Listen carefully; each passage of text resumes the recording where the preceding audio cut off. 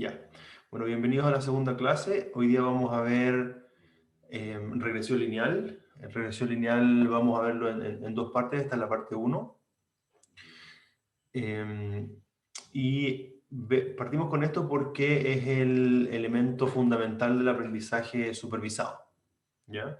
Em, si bien es un modelo simple, tiene conceptos fundacionales para otros modelos más expresivos. Y después vamos a ver que en realidad el modelo, si bien es simple, puede ser fácilmente extendido a modelos más complejos. ¿Ya? Entonces, empezamos con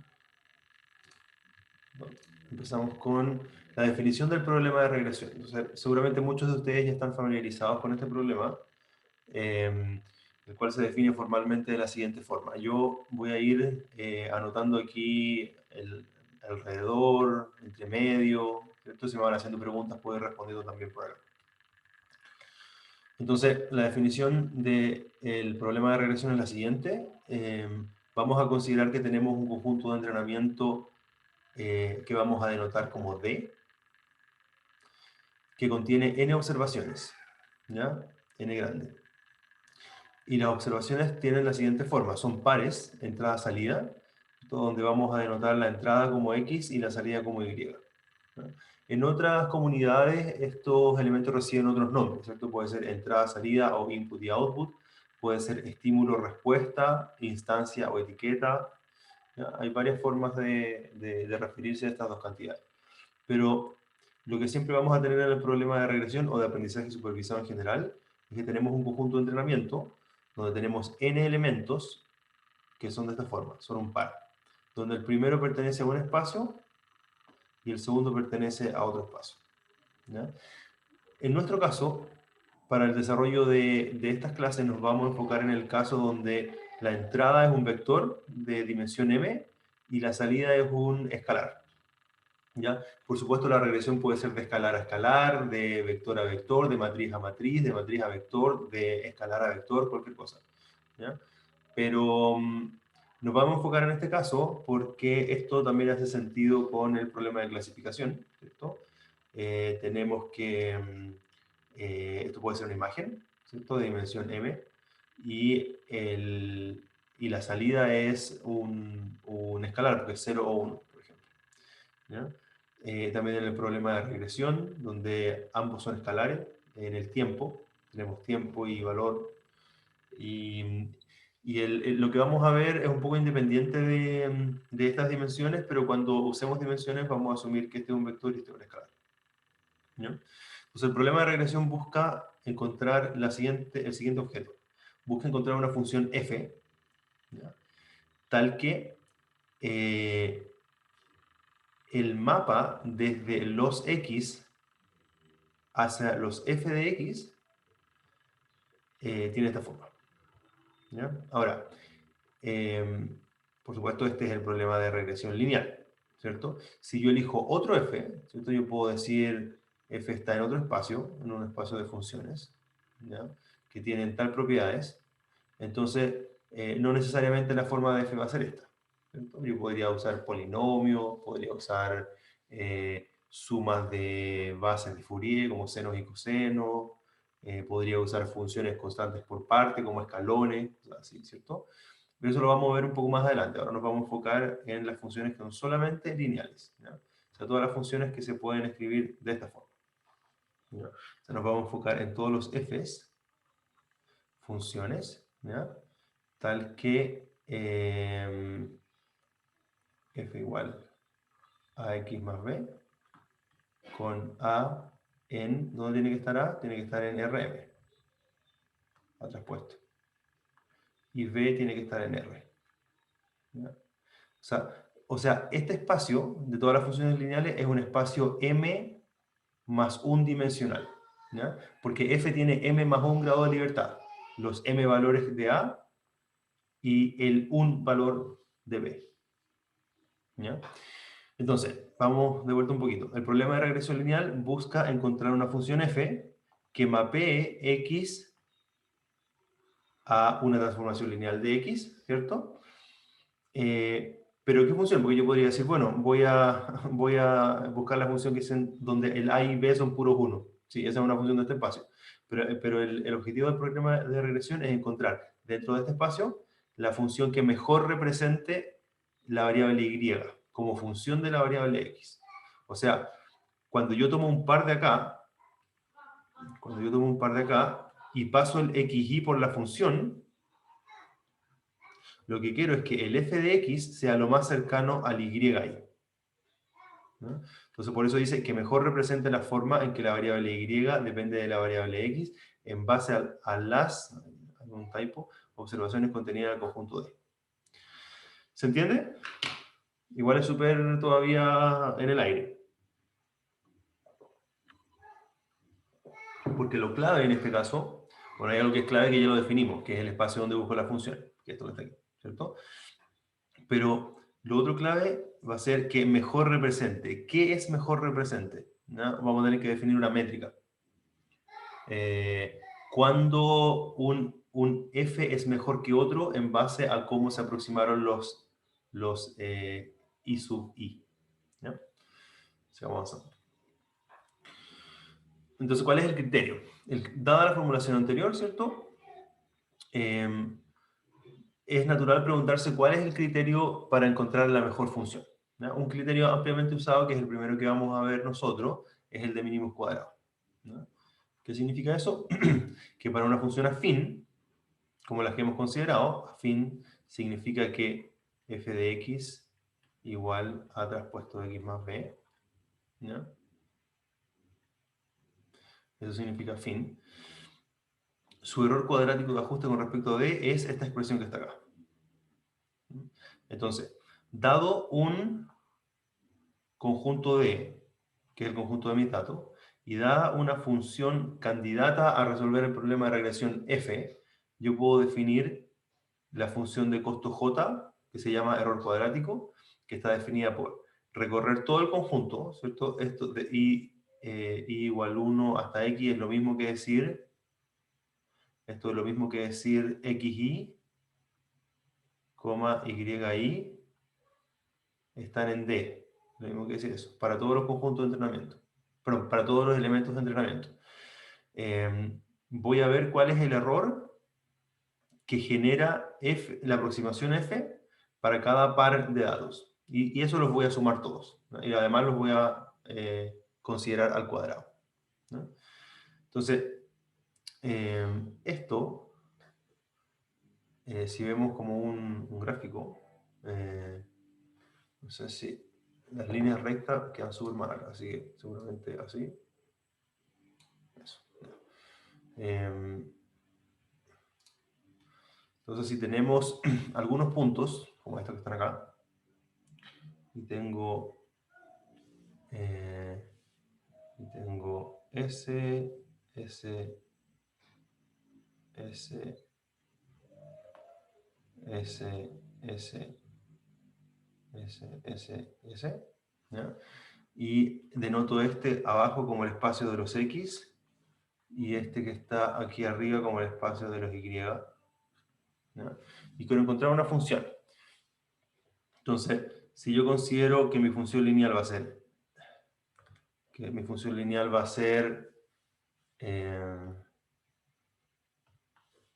esta, que va a ser ahí, que va a ser esta. Entonces, mis errores van a ser, ese no tiene error, pero ese tiene ese error, ese tiene ese error, todo tiene que ser vertical, no está funcionando. Ya con eso. Ese error, ese error, ese error, ese error, más ese error, más ese error, más ese error, ¿no? Y entonces todos estos yo los voy a tomar al cuadrado y los voy a sumar, ¿no? Y eso va a ser eso que está ahí, ¿ya? Entonces, por supuesto, esto da una forma para encontrar la función que minimiza el error cuadrático medio, ¿cierto? Que es la función que tiene esta suma de cuadrados más pequeña y por supuesto va a ser algo como lo que está dibujado acá y no algo como esto, por ejemplo. Y no algo como eso, o no algo como eso, o no algo como eso, o no algo como eso. No tiene que ser ortogonal más que vertical. Fabián García pregunta si las líneas naranjas deberían ser verticales o ortogonal. No, tienen que ser verticales. La línea ortogonal es otro criterio que se llama,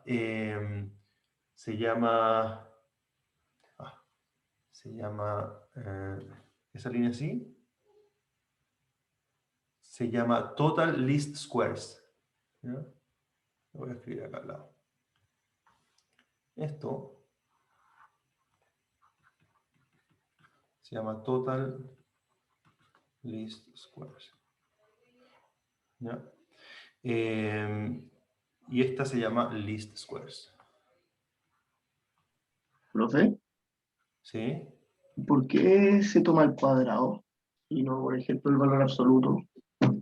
Ya, buena pregunta. Déjame terminar esto primero. La diferencia entre Total Least Squares y Least Squares. En Least Squares, en mínimos cuadrados, si te fijas, la diferencia está es diferencia entre los Y, es en ese eje. Pero tú puedes definir la diferencia como el par, como el YI, XY versus el f de xy, xy. Y ahí la distancia la tomas en este espacio en R2. Y ahí va de un punto a otro. ¿A eso te refieres? Ah, no, perdón. Me estoy enredando con un tercer método, porque todavía tienes acá el mismo x. No, perdón, esta intuición ignórela. Me fui para otro lado. Entonces la puedo borrar, sí, eso.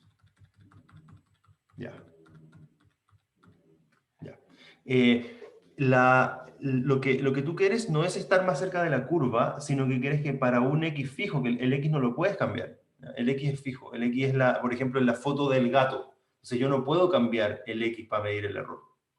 ¿Ya? Es para otro tipo de cosas el total least squares. Ya, y ahora la pregunta de, ¿cuál es la otra pregunta? Al cuadrado. Hay varias razones para considerar el cuadrado. Lo vamos a ver casi al final de la clase de hoy, pero básicamente son dos razones fundamentales. Hay razones que son logísticas y hay razones que son conceptuales. La razón logística es que el cuadrado permite que esto sea diferenciable, a diferencia del valor absoluto, y además es fácil demostrar que esto tiene un óptimo global. ¿Ya? O sea que básicamente eso significa en el problema de regresión que esa función es única. ¿Ya? Eso es lo más logístico. Y lo conceptual es que esto es una noción de la varianza de esa variable aleatoria. O sea, si yo digo que existe una variable aleatoria, si yo digo que y es fi más un error, fíjate que esto es un poco distinto a lo que estamos diciendo, porque antes estábamos aproximando y mediante esa cantidad. Ahora estamos diciendo que y es eso y la perturbación es un error.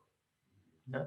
Entonces, esto permite definir, esto permite identificar esta variable aleatoria. Entonces,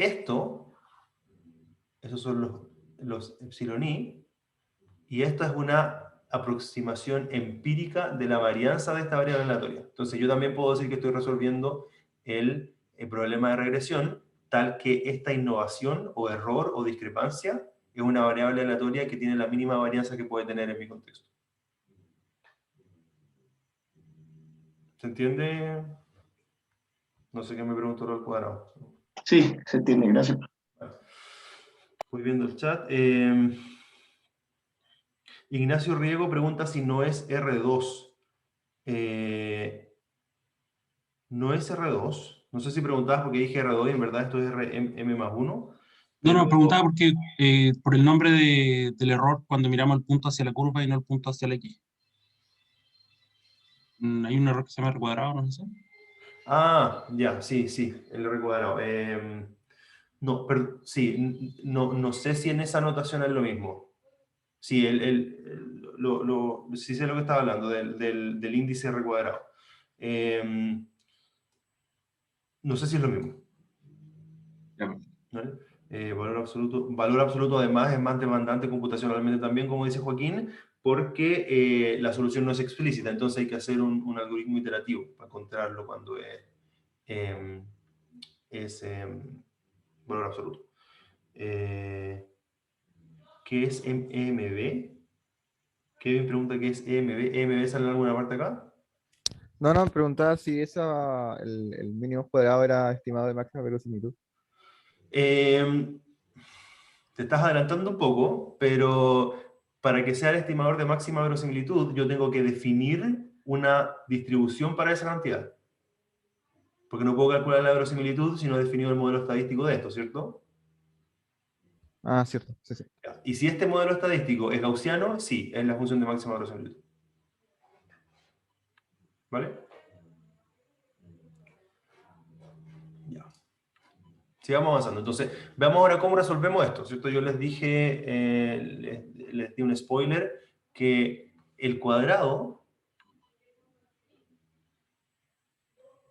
Ahí Matías respondió lo del R cuadrado. El R cuadrado es la covarianza al cuadrado dividido por la varianza de cada X al cuadrado por la varianza. Claro, entonces el R cuadrado, como dice Matías, también es vertical según lo que entiendo de su explicación. Ya, entonces estamos acá. Vamos a resolver este problema ahora. ¿Ya? O sea, dado un f que es lineal, ¿ya? Y dado el j que es error cuadrático medio, ¿ya? Vamos a ver cuál es el f estrella. Para eso vamos al siguiente slide. Entonces, dado que la función afín tiene esta forma, vamos a encontrar el funcional óptimo, es equivalente a encontrar la estrella y el b estrella que minimicen el error cuadrático, ¿cierto? Entonces ahora nos sacamos el f porque sabemos que f tiene esa forma y tenemos un problema que es más fácil de abordar, ¿ya? Más directo de abordar. Entonces, resolver este problema es fácil. Lo primero que se tienen que dar cuenta acá es que de esta expresión es gratis que a y b son únicos. Existen y son únicos. ¿Qué me puede decir por qué?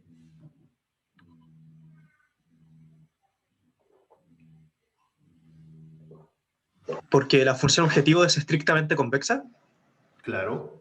¿Y por y qué? usa un teorema de existencia y unicidad. ¿Cómo fue el último, perdón? El teorema de existencia y unicidad que se obtiene de una función objetivo estrictamente convexa. Exacto. Pero para los que no han tomado optimización, uno puede decir exactamente lo mismo que dijiste, pero con términos mucho más simples.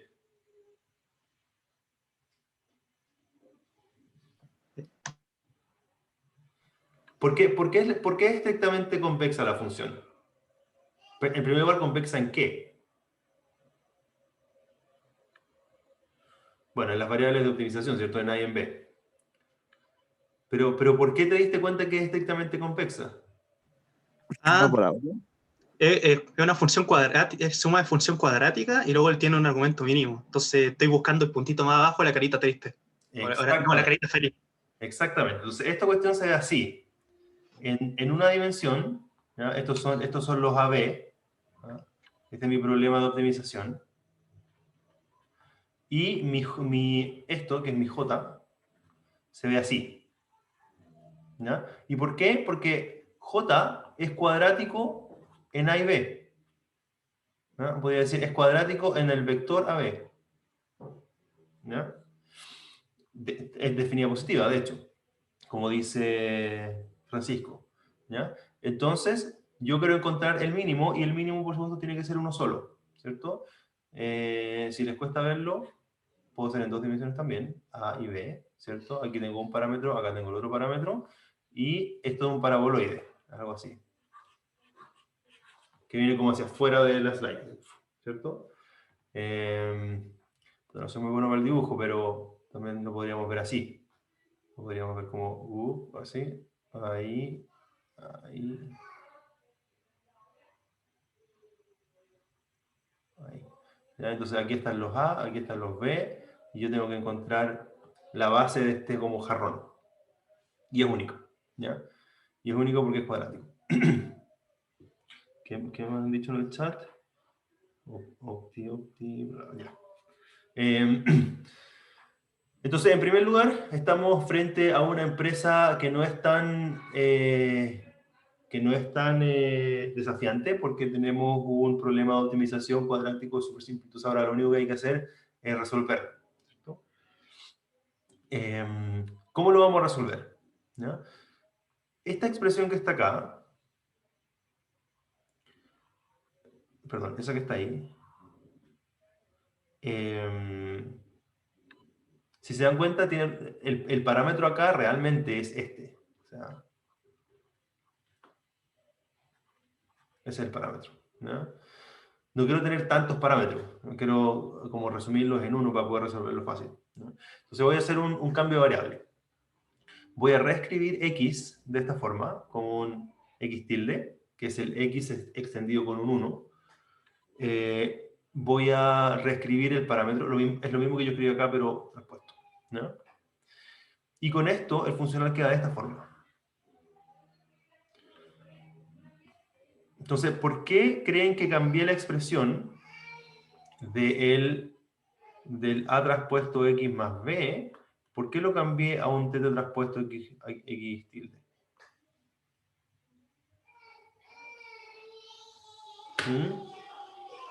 Porque así lo puedo tratar como un solo vector.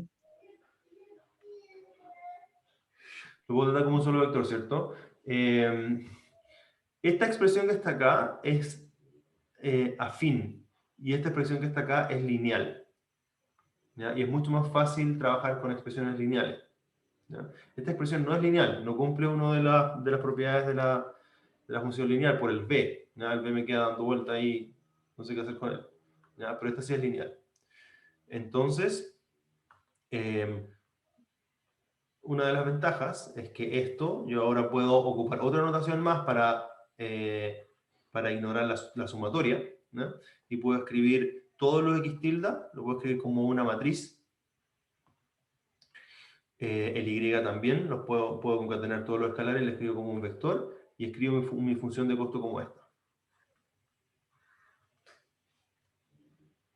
¿Ya? Entonces, los dos cambios de variable que hice, uno para pasar de función afín a lineal y otro para pasar de suma a una expresión completamente vectorial, me van a permitir ahora hacer directamente el dj a d θ igual 0, que es lo que quiero hacer, ¿ya? En cambio, en este caso, habría tenido que hacer el dj a dA, después el dj a dB, habría quedado con un sistema de ecuaciones. En cambio, aquí la respuesta es directa. Por eso el truco, ¿se entiende?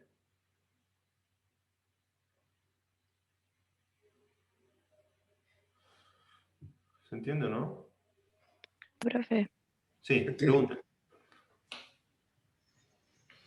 Si alguien está perdido porque no tomó optimización y quiere una aclaración rápida, que lo diga ahora. A mí me serviría, es muy temprano. Ya. ¿Alguien más? Sí, yo. Yo, profe. Ya. A ver. Cuando uno tiene... ¿dónde puedo escribir? Que me queda un poco más de espacio. Voy a ocupar la primera página, ya que hay un poco más de espacio. Ya, vamos a tomar un interludio de 3 minutos para los que ya tomaron optimización. Lo que estamos haciendo en este caso es minimizar una función, ¿ya? El aprendizaje en general ocurre vía búsqueda y optimización. Entonces, cuando yo estoy aprendiendo, tengo un espacio de hipótesis, que son posibles explicaciones del fenómeno que estoy estudiando. En este caso, es un fenómeno simple que es la regresión lineal, ¿ya?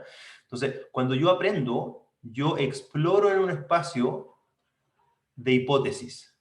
En este caso, mi hipótesis son los posibles valores para el par de parámetros A y B, que voy a llamar θ, ¿no? Que es la concatenación de A y B, θ. Entonces aquí, mi hipótesis, en el caso de la regresión lineal, es un espacio extremadamente simple, que son los tetas que están en R, M más 1. Y cada uno de estos tetas genera un costo distinto, que se llama J de B, teta.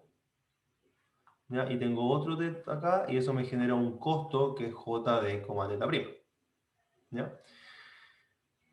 Hasta ahí, ¿estamos bien? Sí. ¿Alguno de los tres que me pidió aclarar que me vaya respondiendo?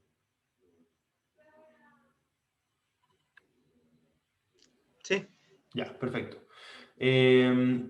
Entonces, en este caso que es tan simple, yo puedo ordenar los tetas en una línea, ¿ya? Y puedo calcular el costo, que es esto que está aquí, para cada uno de ellos. Y me va a dar una cosa de esa forma, ¿ya?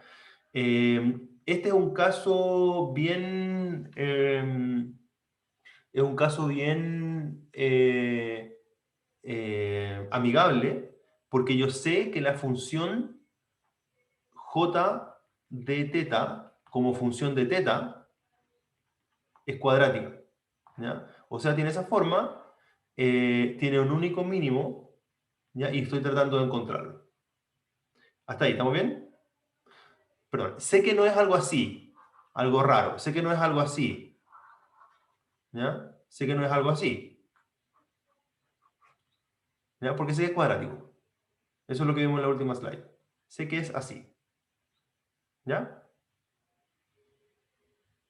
¿Sí? ¿No? Sí. Sí. Vale. Entonces, hay una forma súper directa de encontrar el mínimo de este tipo de funciones. El mínimo de esta función, además de ser mínimo, para los tres que no tomaron optimización, o alguien más que no haya tomado optimización, porque los que tomaron, los que tomaron ya lo saben. ¿Qué propiedad cumple el mínimo además de ser mínimo en esta función? Esto La se derivada llama... de cero. ¿Ah? La derivada de cero. La derivada de cero. Entonces, ese mínimo cumple esto. Y yo les pregunto, ¿hay otro elemento de todo el funcional que cumple esto también? No. No, No. ¿cierto? Entonces esto, sí, solo sí, teta igual teta estrella, el único mínimo. Entonces para encontrar el mínimo, yo estoy amasando un poco esta expresión para que me quede en una forma fácil para poder hacer esto. ¿Ahí sí? ¿Ahí quedó más claro para los que no cachaban la optimización? Profe, una consulta. Sí. Eso no quiere decir que no puedo derivar las expresiones que están más arriba, solo que van a ser más difíciles. No, todo es derivable. Lo que pasa es que si tú derivas acá, vas a quedar con un sistema de ecuaciones, vas a decir de A igual 0, perdón, de J de A igual 0, de J de B igual 0, y vas a tener que resolverlo. Mm, ya. ¿Ya? Y además vas a tener la sumatoria dando vuelta en todas partes. ¿Vale? Sí, sí. Sí. Entonces, este sistema, porque cálculo en varias sí que todos tomaron. Entonces, cálculo en varias, esto se puede escribir como y menos x gorro teta, traspuesto, y menos x gorro teta. Y ahora es la derivada de una expresión que es simplemente multiplicación de matrices y vector. ¿Ya? ¿Hasta este punto alguien que está perdido o continuamos?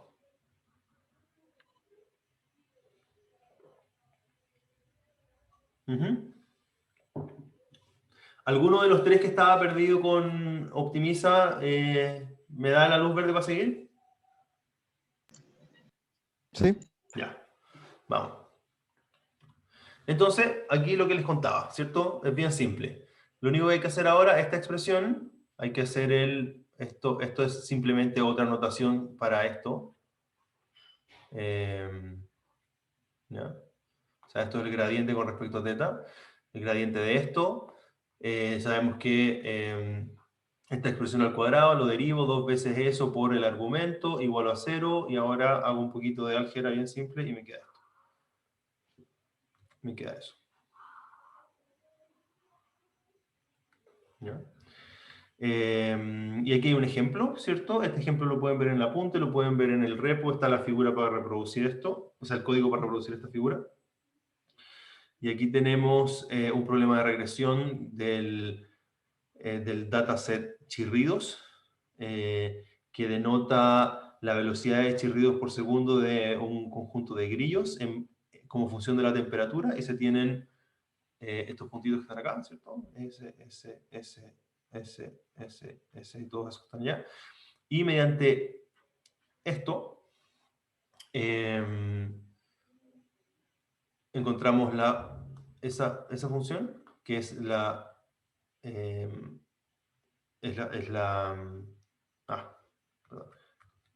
regresión lineal mediante mínimos cuadrados. ¿Ya? Hay una consideración importante en este algoritmo, que es muy distinto a cómo se entrenan casi cualquier otro modelo de aprendizaje de máquina. La solución, es decir, el teta estrella, se encuentra en un paso. ¿Ya? O sea, si ustedes tienen otro problema donde quieren aplicar regresión lineal, por ejemplo, número de alumnos en la Universidad de Chile en función del tiempo, aquí hay chirrido en función de temperatura, número de pasajeros en una aerolínea en el periodo del año, ¿qué más? La luminosidad de una estrella en el tiempo, la densidad de un volumen en minería a medida uno va yendo más y más profundo, ¿cierto? Ustedes toman sus datos, construyen en la matriz de inputs el vector de outputs y calculan esta expresión en un paso. ¿Ya? ¿Y eso por qué es? Porque este problema tiene una solución única que es explícita como función de los datos. ¿Ya? Lo que rara vez va a pasar. ¿Ya? Entonces, en general, y esto también uno lo puede hacer acá en este problema, pero no es necesario, ¿ya? Uno va a tener el espacio de hipótesis o parámetros y se va a continuamente mover en ese espacio. ¿Ya? Y cada vez que me muevo voy verificando cuál es el J, cuál es el J, cuál es el J, y por supuesto también voy monitoreando el gradiente del J, ¿cierto? Entonces digo, oye, el J aquí voy ok, pero parece que para allá sube. Ah, ya, me vengo para acá entonces. Ya, sigo para acá, voy monitoreando, digo, mira, el J está subiendo mucho para acá, me vengo para acá y así. Y voy a llegar a un punto en donde digo, ¿sabéis qué? Estoy en un buen J, estoy piola aquí, y veo que si me voy para cualquier parte, el J sube, así que me quedo acá. ¿Ya? Esto lo vamos a ver más adelante, se llama gradiente descendente. ¿Ya? Yo voy viajando por el espacio de parámetros contra el gradiente, como ya hasta llegar al valle. Sin embargo, en el caso de mínimos cuadrados, yo no necesito viajar. Yo inmediatamente mirar, porque una forma de entender esto es lo siguiente.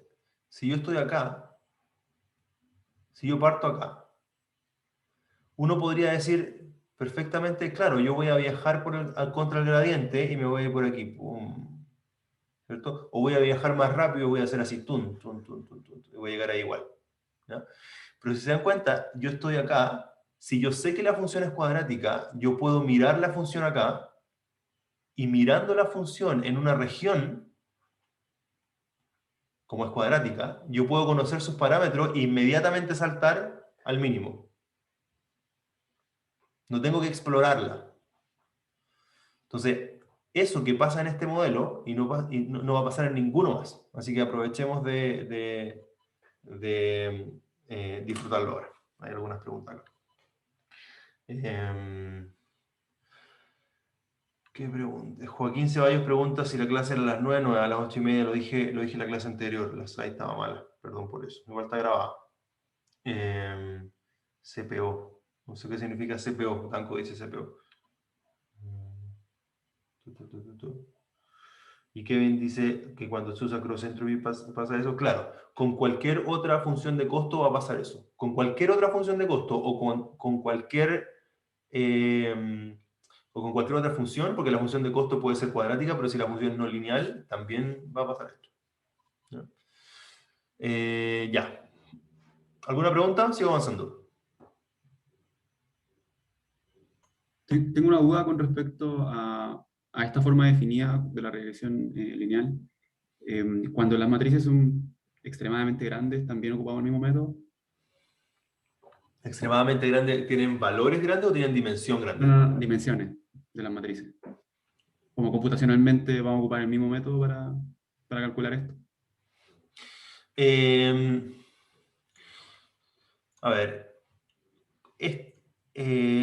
La multiplicación de matrices A por B, ¿ya? Si esta matriz es de NA por N y esta matriz es de N por NB, esto, ¿alguien sabe qué costo tiene?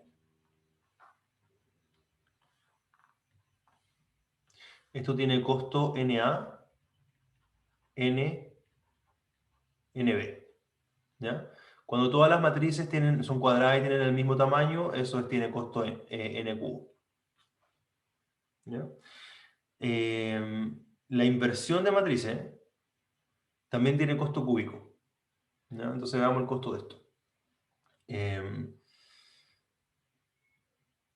X gorrito es de N por M más 1. ¿Ya?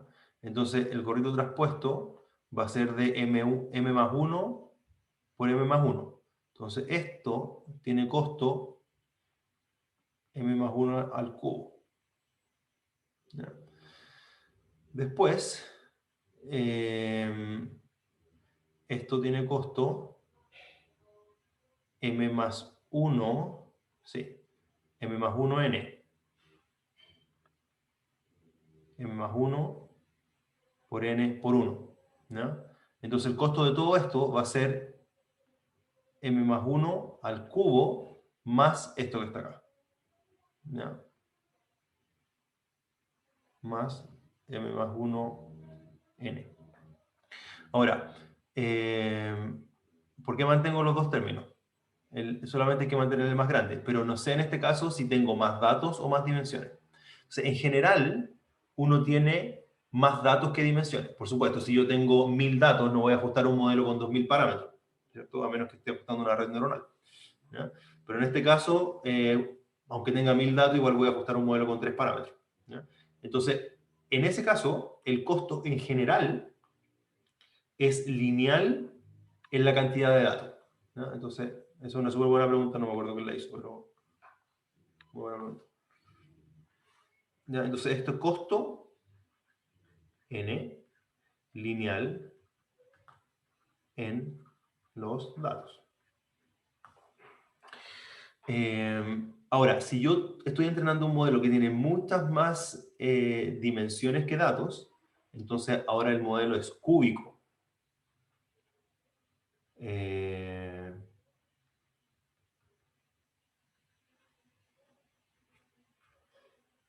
En la cantidad de parámetros.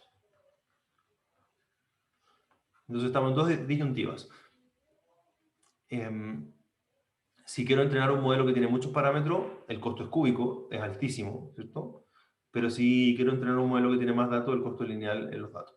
Entonces, te contrapregunto, ¿en qué casos yo querría... perdón, si tengo... perdón, porque algo que no dije acá. Además de que M es el número de parámetros, es también el número de dimensiones. Eso también hay que considerarlo. ¿Ya? Y yo para ajustar un modelo que tiene alta dimensión necesito además muchos datos. Porque si estoy en una dimensión muy alta, no puedo tener pocos datos, no voy a encontrar nada. Porque por cada elemento necesito M dimensiones, M parámetros. Entonces, en casos normales, siempre el costo va a ser lineal en los datos. Lo que pasa es que para altas dimensiones necesito más datos, pero siempre va a ser lineal en los datos. ¿Ya? Entonces yo ahora te contrapregunto, ¿en qué casos yo podría tener yo podría estar en el escenario que necesito encontrar más parámetros que datos.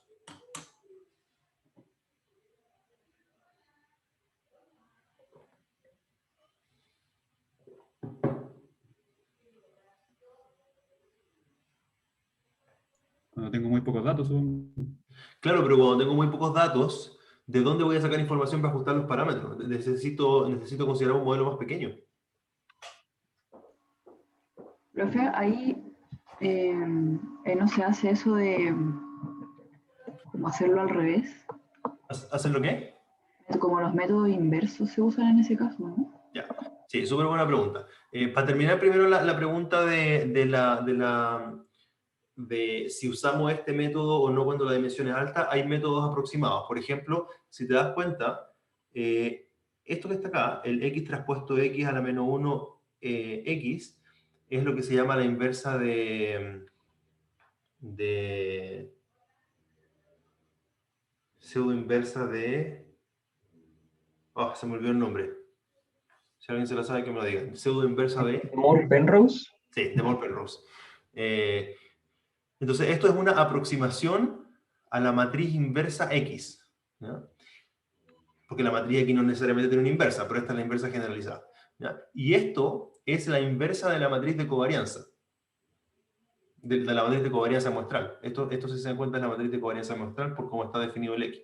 O sea, porque el X traspuesto X es la suma de los X chico traspuesto X. Entonces, al final me queda la suma de todos los XY por XJ.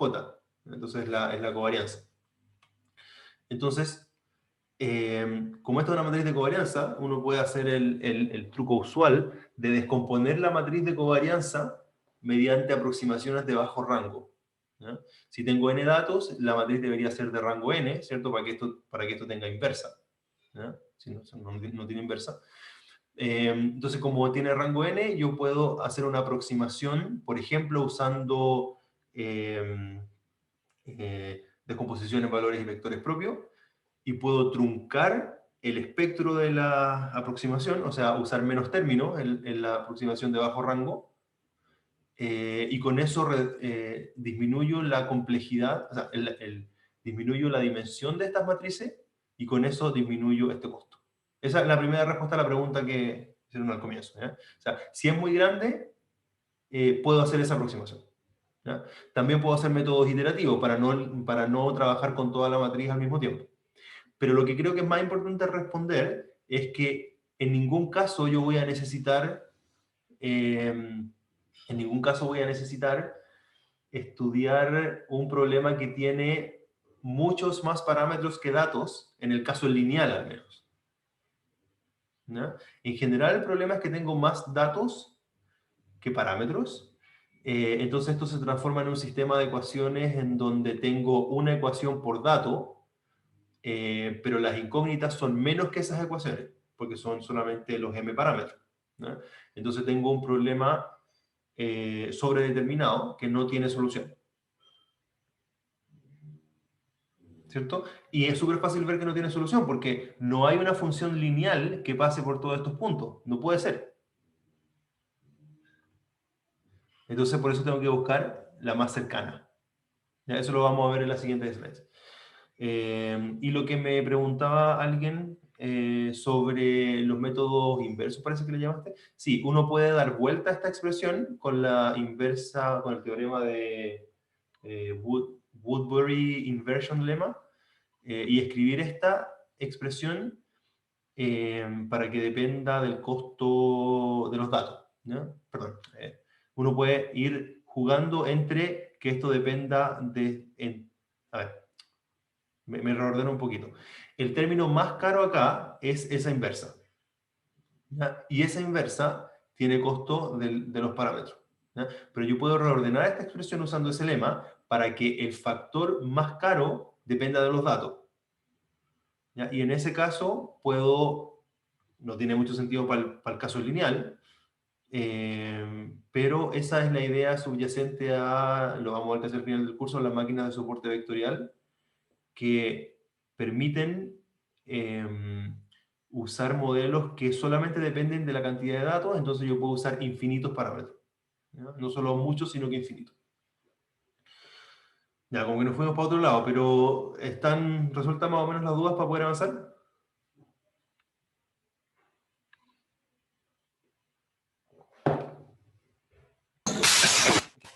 Lo voy a tomar como un sí. Profe, ¿Sí? que me quedó claro en el caso en que se necesiten más parámetros que cantidad de datos. ¿Ya? ¿Cómo, perdón? Que usted había preguntado en qué caso necesitábamos más parámetros que cantidad de datos. Entonces, no me queda muy claro cuáles serían los casos en ese caso. Cuando necesitas más parámetros que datos. Ya. En ningún caso necesitas más parámetros que datos. Lo que puede pasar es que tu modelo fijo no lo puedes cambiar. Por ejemplo, tienes una ecuación diferencial que tiene 10 parámetros y tienes 8 datos. Ahí tú no puedes decir quiero usar menos parámetros porque el modelo ya está definido, ¿no? Entonces, simplemente sin información adicional no puedes encontrar los 10 parámetros. O sea, porque esto va a colapsar en su forma más simple a un sistema de ecuaciones que tiene 10 incógnitas y 8 ecuaciones. No lo puedes resolver. ¿Ya? Lo único que vas a poder encontrar es un subespacio donde donde varios conjuntos, donde un conjunto de valores para esos parámetros satisfacen tus ecuaciones, ¿ya? Entonces va a quedar con un espacio de soluciones. Y eso se puede ilustrar aquí, ¿ya? O sea, si yo tengo, en este caso estoy en R2, así que tengo 2 parámetros. Entonces, la única cantidad de datos que puedo tener que es menor que 2 es 1. ¿Ya? Si tengo un dato, entonces, ¿cuáles son las posibles soluciones? Bueno, es esa. ¿Ya? Si te das cuenta, F ya no está en este espacio.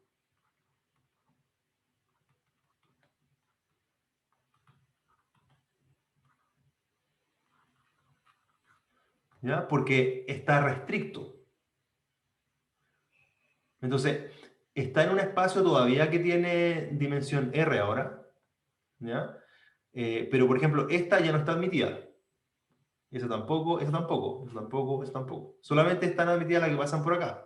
Entonces, del espacio de 2 dimensionales lo pude bajar a una con un dato.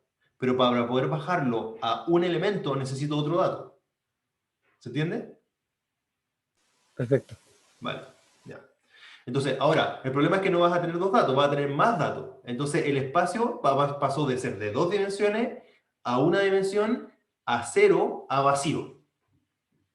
¿Ya?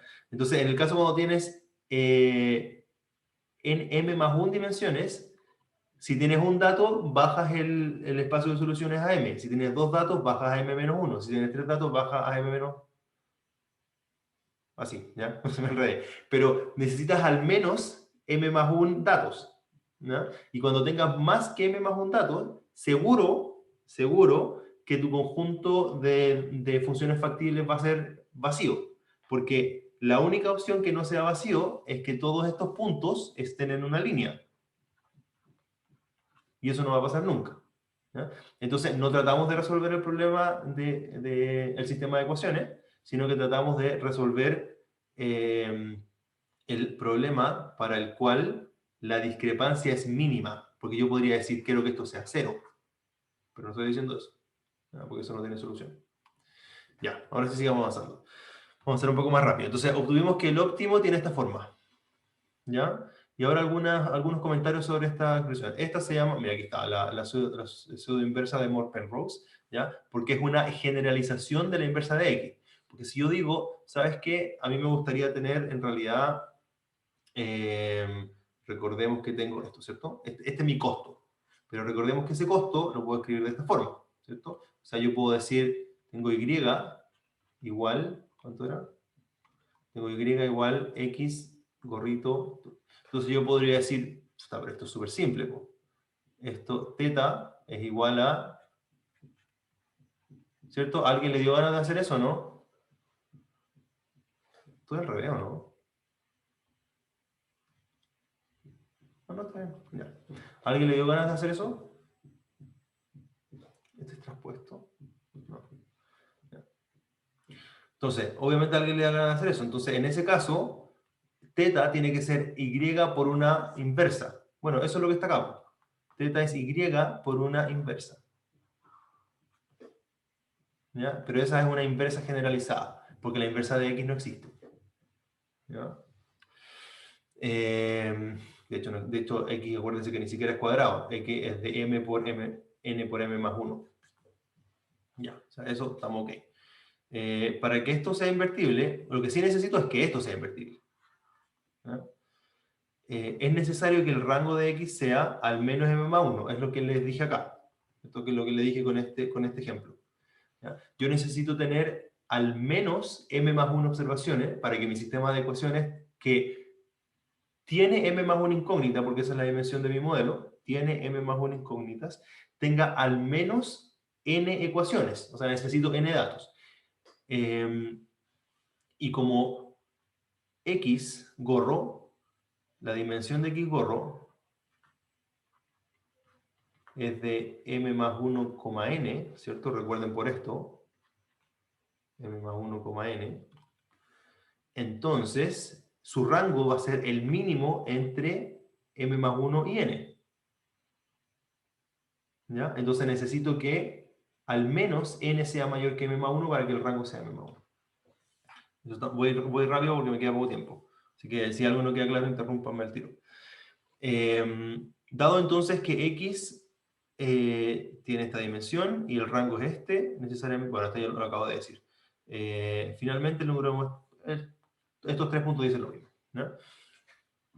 ¿Qué más? Perfecto. Ya, y esto también lo respondí un poco al comienzo, por eso fui más lento, empecé a responder cosas antes. Entonces, ¿se vuelve un instante la diapo anterior? ¿Cómo? ¿Se vuelve un segundo diapo anterior para tomarle un pantallazo? Muchas gracias. Listo. Vale. Entonces, ya me había preguntado por qué mínimos cuadrados, ¿cierto? Ya lo vimos, su solución tiene forma cerrada, ¿ya? Esta que está aquí. ¿Ya? Se evitan algoritmos numéricos, o sea, se evita el hecho de viajar en el espacio, como yo les dije, de forma numérica. Desde un punto interpretativo, el exponente 2 busca penalizar mayormente grandes diferencias mayor que 1. Ya, esto es algo que no mencioné, lo voy a mencionar al final. Lo que sí mencioné es esto de la varianza muestral. ¿Ya? Si yo considero que x e y son observaciones de variables aleatorias, entonces y menos fx es una variable aleatoria. Y el error cuadrático medio es equivalente a la varianza de la discrepancia entre el modelo y los datos. ¿Ya? Por eso es el cuadrado. Ahora, lo que no les comenté es este punto. ¿Ya? Cuando yo tengo datos de esta forma,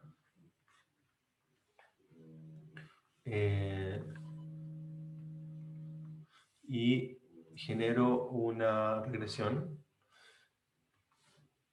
y sumo los cuadrados. El cuadrado tiene una propiedad, ¿cierto? Yo sé que el cuadrado es de esta forma. Entonces, cuando tengo una discrepancia muy pequeña, como que la ignoro, me da igual. Cuando tengo una discrepancia muy grande, la penalizo mucho. Y a medida va creciendo la discrepancia, o sea, va creciendo esta barrita, mi penalización es cada vez más grande. ¿Ya? Uno puede elegir otras funciones de costo. La función de costo del valor absoluto. ¿Ya? Esa función de costo penaliza linealmente. Entonces, si mi desviación del modelo es delta, entonces mi penalización es proporcional a delta. ¿Ya? Y si mi desviación es ahora n delta, entonces mi penalización va a ser n delta. Mientras que en el cuadrado, si mi penalización es n veces delta, yo penalizo n cuadrado delta cuadrado. Entonces la penalización cada vez es más. ¿Ya? Lo cual puede ser problemático, porque a veces si yo tengo esto así, tengo eso y tengo esa regresión, ¿cierto? Pero ¿qué pasa si tengo ese punto ahí? Por supuesto se me va todo para allá, porque esto sería terrible, esa penalización. Pero este punto puede ser un punto que yo quiero ignorar. Entonces, si no lo ignoro a mano, el modelo queda terriblemente sesgado hacia él. Me gustaría que el modelo se encargara de esas cosas de forma automática, no tener que yo sacarlo a mano. ¿No? Entonces, como que en algún momento se penalizara con el cuadrado, pero en algún momento como que se saturara, como que ya ok, ya está mal, no hay para qué olvidarse de todos los otros datos. ¿Ya?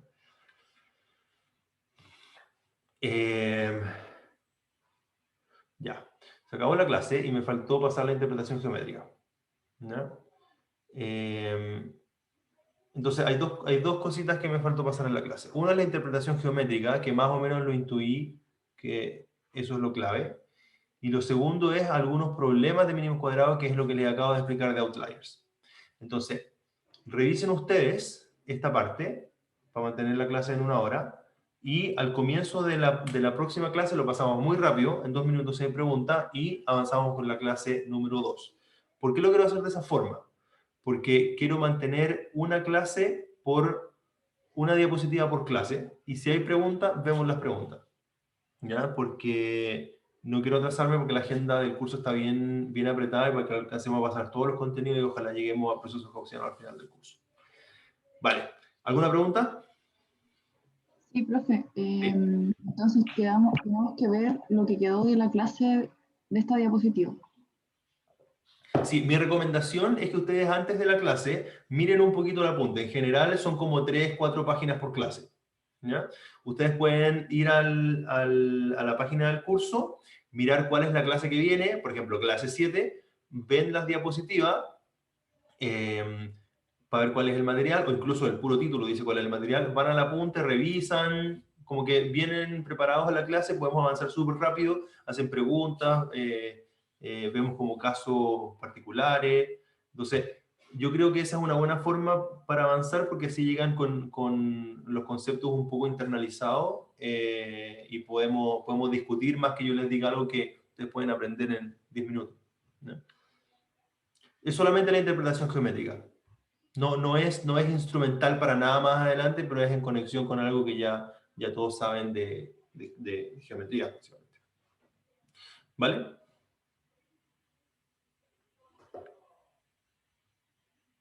Sí, gracias.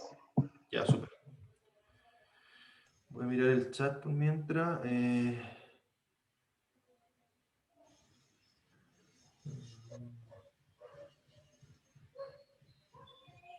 ¿Para qué tipo de problemas va a ser recomendable usar regresión lineal? ¿Por qué elegir regresión lineal antes que otro modelo? Ya, les recomiendo que hagan el apunte para esa respuesta. Escribí un cuadrito que muestra que regresión lineal no es solamente regresión lineal. ¿Ya?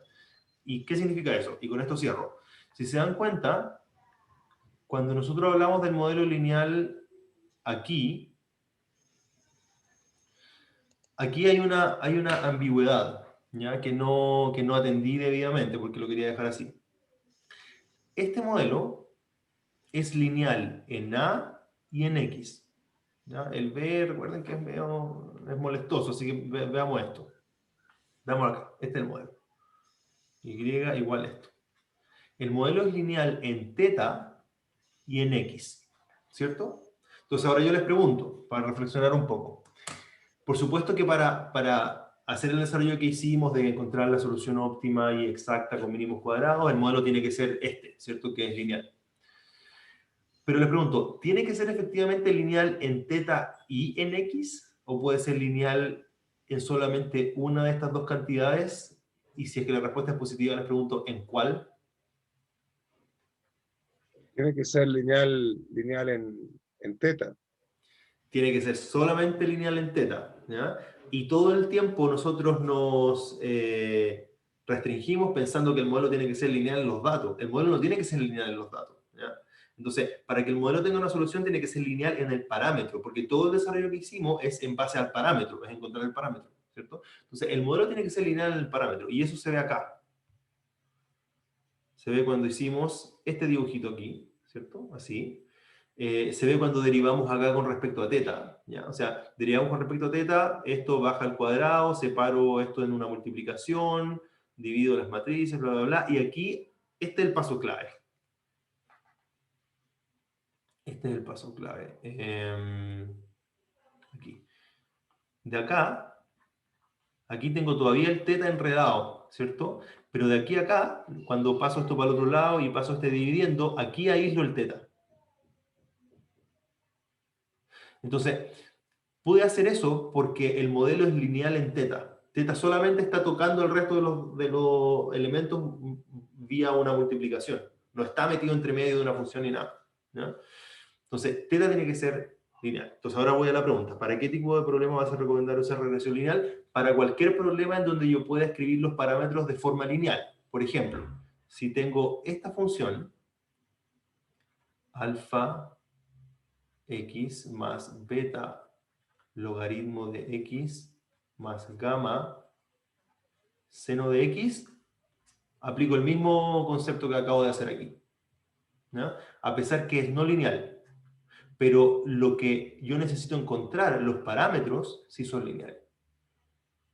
Y para que me crean que esto se puede resolver de la misma forma, yo puedo decir que teta es igual a alfa beta gamma y que phi de x